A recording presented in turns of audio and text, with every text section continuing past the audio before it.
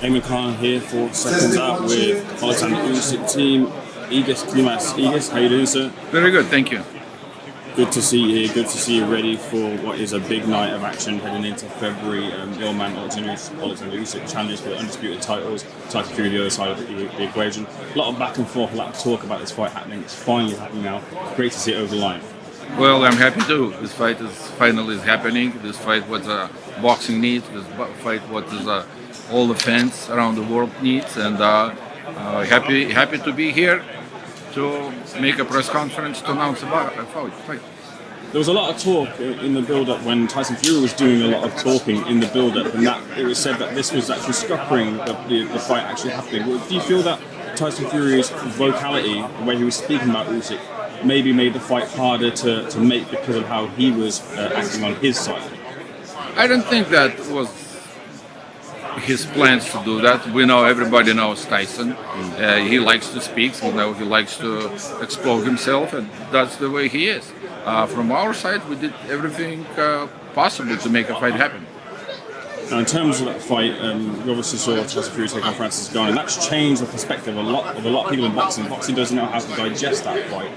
Oleksandr Usyk made an interesting comment. He said that, I'm not sure what to make of that. Maybe Tyson Fury is playing a trick on me. Is it possible, these sort of things happen in boxing, is it possible that Tyson Fury lessened his performance to maybe try and trick Oleksandr Usyk heading into the fight? I don't think this is his trick. He just wasn't ready for it. I think he did a little bit overestimate his opponent. But we have to understand him as well, because he didn't know what Ngannou going to bring to the ring. He didn't have to see no tapes. He didn't have to see him fighting. So maybe he just took a little bit too easy on. Do you think you'll see that version of Fury in the ring with Usyk? I'm not expecting that to see him, because fight by fight is going to be different, completely different, and you cannot judge fighter by one fight. There are some though in boxing that feel like Tyson Fury is on the decline now, and that is the version of Tyson Fury now that will happen going forwards. Is that possible, do you think?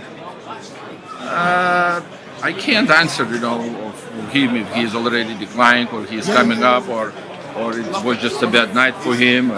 It's hard to judge. In terms of the weight, a lot of people are talking about the weight disparity between the two. Do you feel that Tyson Fury might come in heavy or light for the fight to combat Usyk's skills? I think he will try to come back as light as possible. My thoughts, but I cannot answer that question.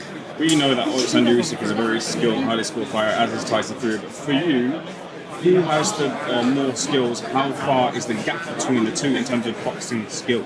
No, boxing skills, of course. We cannot compare it. Usyk is not the one, but the two heads up with a better skills than Tyson. Last night we saw an interesting press conference featuring Deontay Wilder, Joseph Parker, Anthony Joshua and Otto Wallin. I just wonder what you make of that event, December 23rd, that's happening over in Saudi Arabia too. I think this is one of the best cards people ever saw in boxing.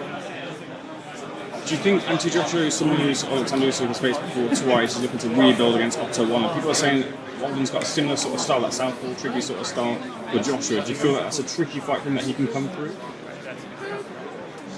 I'm not worried about the December 23. I'm worried about the February date. Appreciate that as well, but there's another fighter there that's an interesting side of the equation, which is Deontay Wilder, and Usyk said that he'd like to face him in the future as well too. A fight that's possible after Tyson Fury? Let's go step by step. Let's concentrate now on February date, and then we'll talk about what is next. Another thing that's an observation that people have made about Tyson Fury is that Tyson Fury is a master of mind games. Oleksandr Usyk is one of those two as well, along with Derek Chisora, who's also one of those two. I wonder, do you feel that Tyson Fury will try to get in the mind during this press conference, doing those little things? We've seen before that Tyson Fury's been Batman, Oleksandr Usyk's been the Joker. It was made to happen, but in terms of the mind games before the fight, who wins? Next to impossible to get into Usyk's head. Next to impossible. Is it possible to get into Tyson Fury's head? We'll see. We will see. Were you surprised by what you saw in the Fury and Ngannou fight because of what was expected from Tyson Fury? I was surprised that Ngannou brought his boxing skills into the ring. That's what really was surprising. A lot of people said that Tyson Fury is like a defender of boxing in that situation, and he had to do something to really put Ngannou on his back and knock at him to defend boxing. Do you see it that way as well? No, not really. I just saw a good fighter in front of a Tyson. I'll leave the final word with yourself. In February, Tyson Fury and Oleksandr Usyk face off for the undisputed heavyweight crown in an event that doesn't happen very often in boxing. What happens in the ring, Egis? We will see. What can I tell you? What happens in the rings? I can't predict that kind of fight. We're going to see two best heavyweights in today's day. Yeah, sorry, I don't know. So there's the last one, but also there's also the war going on in Ukraine. How will this affect the preparations for Oleksandr Usyk, and will he be taking that into the ring, the support of Ukraine for the fight, the Olympic fight? Well, it's not already the first day. The war is going, and of course it's affecting everybody, not just the preparation for the fight. It's every day. It's on his mind. He's talking with his soldiers. He's talking to his families, and of course, it's a fact. But knowing him as a brave man he is, he puts everything on the side and trains. So he doesn't prepare in his country. He prepares, in a different country. So of course, it's affecting all of us, not just him. Do you know what the broadcast deal is for Ukrainians to watch the fight?